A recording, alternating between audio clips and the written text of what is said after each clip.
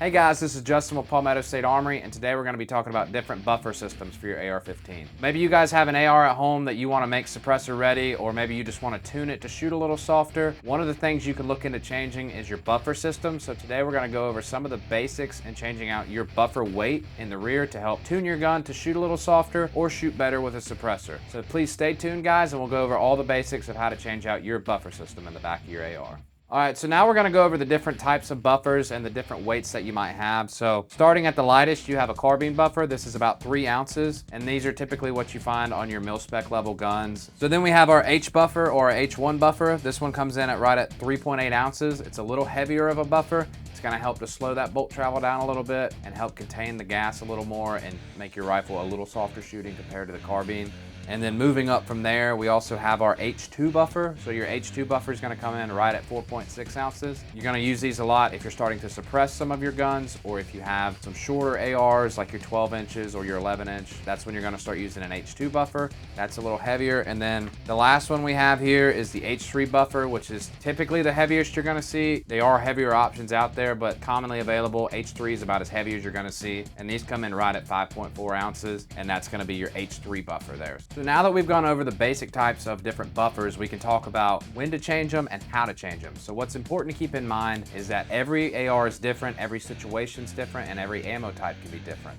The buffer weights are a good thing to change to make minor tweaks to your AR's ejection pattern, but you have to keep in mind that every time you change your suppressor, your altitude, or your ammo type, or your barrel length, if you're changing that, you're gonna have to mess with your buffer weight as well.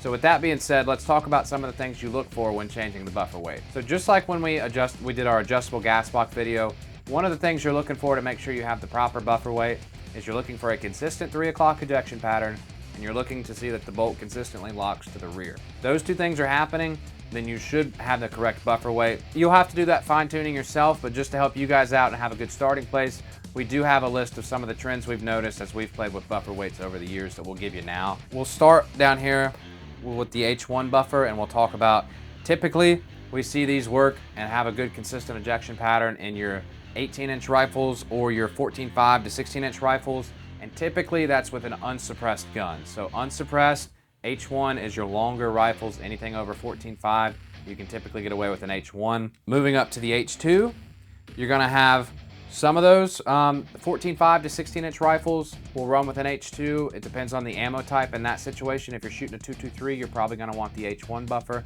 But if you're shooting something a little hotter, like a 77 grain or something like that, you might want the H2. And then anything suppressed at that length, you're going to want to try the H2 as well. And you'll probably notice a much more consistent ejection pattern and a much more smoother running gun. You'll also notice on your shorter length rifles, like your 11 and 12 inch guns that are unsuppressed, an H2 is typically the way to go. So that's a very good starting point for you guys.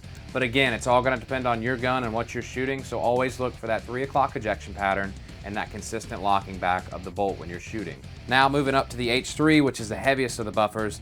This is typically for your shorter guns when you're starting to suppress them, or if you just have anything under 10.5 inches, we've noticed that's almost always going to need an H3 buffer, or even a pistol buffer sometimes, which is even heavier than these H3s. They're not as common on the 5.56 because you typically don't see them under 10 inches, but your shorter 10.5s, 11.5s suppressed, that's when you're going to look at the H3 buffer.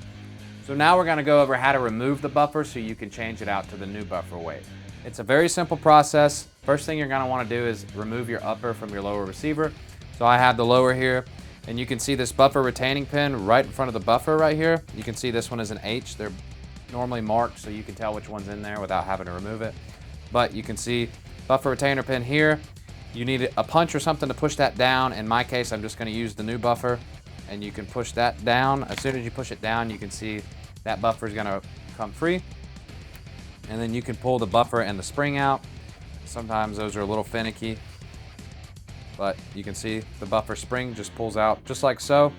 From there, you can see there's 2 ends on here. It doesn't really matter which end goes in first. Only thing that matters is your thicker part of your buffer is going to retain the spring on this side, so you just want to make sure that it can't push past the thicker part here. And then all you have to do to reinsert, you don't have to push it back down. You just line the spring up with the hole and push it, and it'll just skip right over that buffer retainer pin all the way into the rear, and then push it up with your thumb, and it should retain itself on the way out. Now that you've done this and you've correctly reinstalled your buffer weight, you can go ahead and put your upper back on and your rifle will be ready to go again.